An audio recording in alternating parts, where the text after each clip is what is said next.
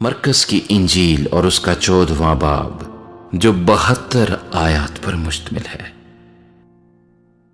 2 दिन के बाद फसा और ईद फतीर होने वाली थी और सरदार काहिन और फकीह मौका ढूंढ रहे थे कि उसे क्यों कर फरेब से पकड़कर कत्ल करें, क्योंकि कहते थे कि ईद में नहीं, ऐसा ना हो कि लोगों में बलवा हो जाए।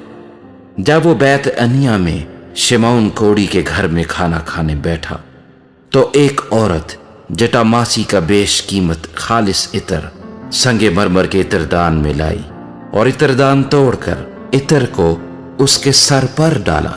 मगर बाज अपने दिल में खफा होकर कहने लगे, यह इतर किस लिए जाया किया गया, क्योंकि यह इतर 300 दिनार से ज्यादा को बिक कर गरीबों को दिया जा सकता था। और वो उसे मलामत करने लगे। यीशु ने कहा, उसे छोड़ दो, उसे क्यों दिख करते हो? उसने मेरे साथ भलाई की है, क्योंकि गरीब गुरबा तो हमेशा तुम्हारे पास हैं, जब चाहो उनके साथ नेकी कर सकते हो, लेकिन मैं तुम्हारे पास हमेशा ना रहूंगा। जो कुछ वो कर सकी उसने किया। उसने दफन के लिए मेरे बदन पर पहले ही से इतर मला। मैं तुमसे सच कहता हूं कि तमाम दुनिया में जहां कहीं इंजील की मुनादी की जाएगी, यह भी जो इसने किया इसकी यादगारी में बयान किया जाएगा।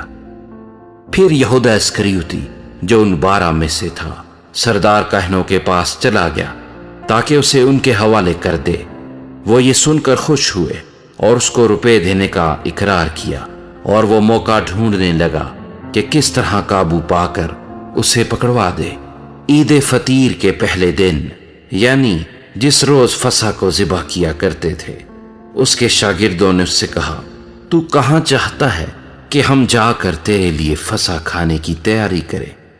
उसने अपने शागिर्दों में से 2 को भेजा और उनसे कहा, शहर में जाओ, एक शख्स पानी का घड़ा लिए हुए तुम्हें मिलेगा, उसके पीछे हो लेना और जहां वो दाखिल हो उस घर के मालिक से कहना, उस्ताद कहता है कि मेरा मेहमान खाना जहां मैं अपने शागिर्दों के साथ फसा खाऊं कहां है?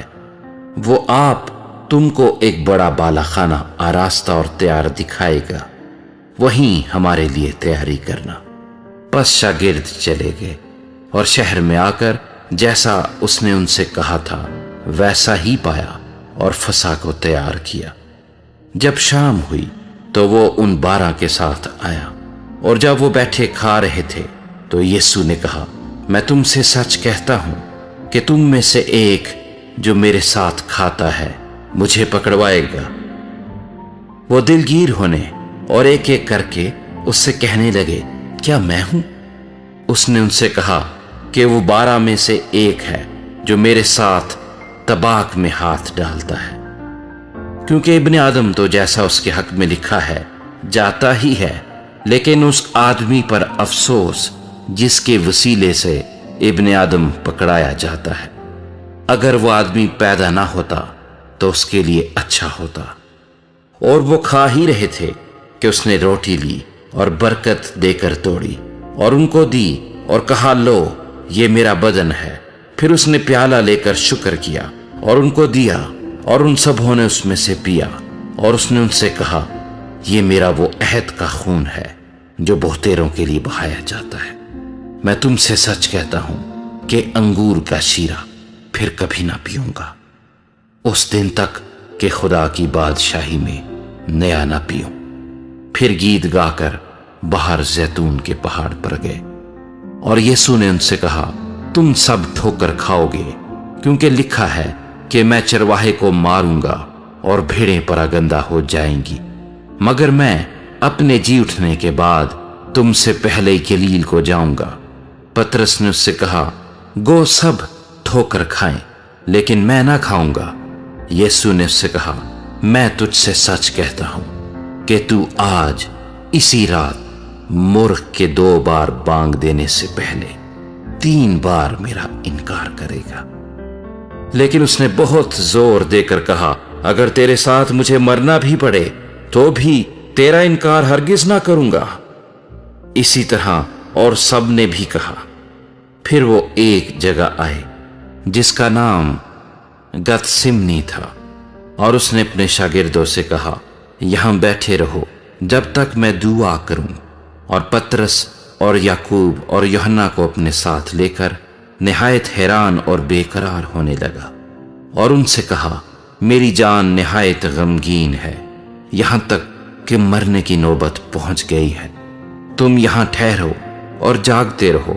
اور وہ تھوڑا آگے بڑھا اور زمین پر گر کر دعا کرنے لگا کہ اگر ہو سکے تو یہ گھڑی مجھ پر سے ٹل جائے، اور کہا، اے ابا، اے باپ، تجھ سے سب کچھ ہو سکتا ہے، اس پیالے کو میرے پاس سے ہٹا لے، تو بھی جو میں چاہتا ہوں وہ نہیں بلکہ جو تو چاہتا ہے وہی ہو۔ پھر وہ آیا اور انہیں سوتے پا کر پترس سے کہا، اے شمعون، تو سوتا ہے؟ کیا تو ایک گھڑی بھی نہ جاگ سکا؟ جاگو اور دعا کرو تاکہ آزمائش میں نہ پڑو۔ روح تو مستعد ہے مگر جسم کمزور ہے۔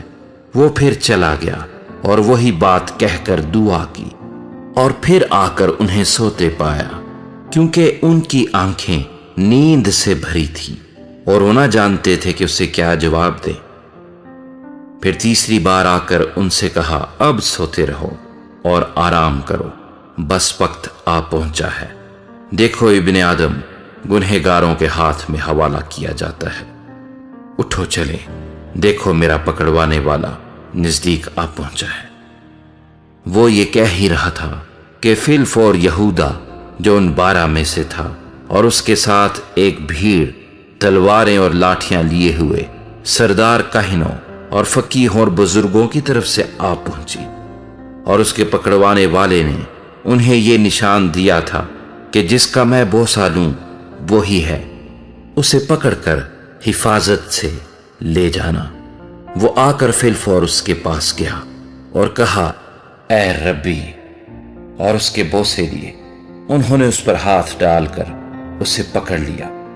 ان میں سے جو پاس کھڑے تھے ایک نے تلوار کھینچ کر سردار کاہن کے نوکر پر چلائی اور اس کا کان اڑا دیا۔ یسوع نے ان سے کہا، کیا تم تلواریں اور لاٹھیاں لے کر مجھے ڈاکو کی طرح پکڑنے نکلے ہو؟ میں ہر روز تمہارے پاس ہیکل میں تعلیم دیتا تھا اور تم نے مجھے نہیں پکڑا، لیکن یہ اس لیے ہوا ہے کہ نوشتے پورے ہوں۔ اس پر سب شاگرد اسے چھوڑ کر بھاگ گئے، مگر ایک جوان اپنے ننگے بدن پر مہین چادر اوڑھے ہوئے اس کے پیچھے ہو لیا۔ اسے لوگوں نے پکڑا مگر وہ چادر چھوڑ کر ننگا بھاگ گیا۔ پھر وہ یسوع کو سردار کاہن کے پاس لے گئے، اور سب سردار کاہن اور بزرگ اور فقی اس کے ہاں جمع ہو گئے، اور پترس فاصلے پر اس کے پیچھے پیچھے سردار کاہن کے دیوان خانے کے اندر تک گیا اور پیادوں کے ساتھ بیٹھ کر آگ تاپنے لگا۔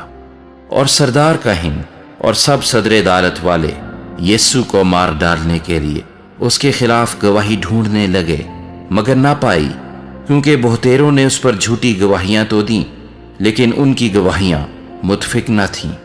پھر بعض نے اٹھ کر اس پر یہ جھوٹی گواہی دی کہ ہم نے اسے یہ کہتے سنا ہے کہ میں اس مقدس کو جو ہاتھ سے بنا ہے ڈھاؤں گا، اور 3 دن میں دوسرا بناؤں گا جو ہاتھ سے نہ بنا ہو۔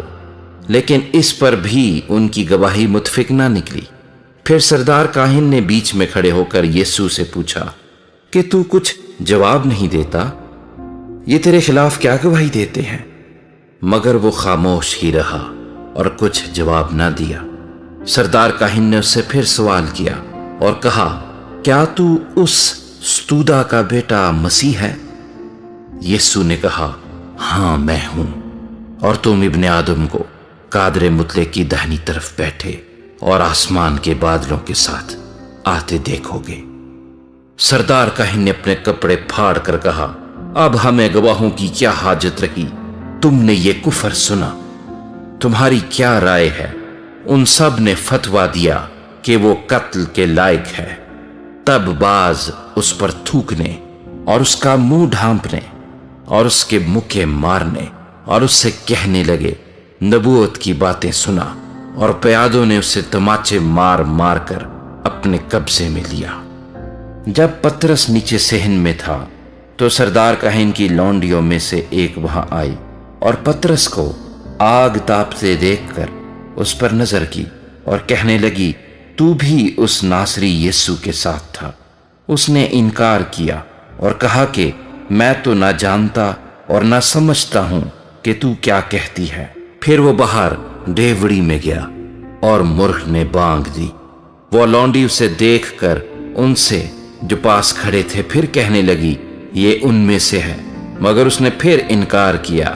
اور تھوڑی دیر بعد انہوں نے جو پاس کھڑے تھے پطرس سے پھر کہا، بے شک تو ان میں سے ہے، کیونکہ تو گلیلی بھی ہے۔ مگر وہ لعنت کرنے اور قسم کھانے لگا کہ میں اس آدمی کو جس کا تم ذکر کرتے ہو نہیں جانتا۔ اور فی الفور مرغ نے دوسری بار بانگ دی۔ پطرس کو وہ بات جو یسوع نے اس سے کہی تھی یاد آئی کہ مرغ کے 2 بار بانگ دینے سے پہلے تو 3 بار میرا انکار کرے گا، اور اس پر غور کر کے وہ رو پڑا۔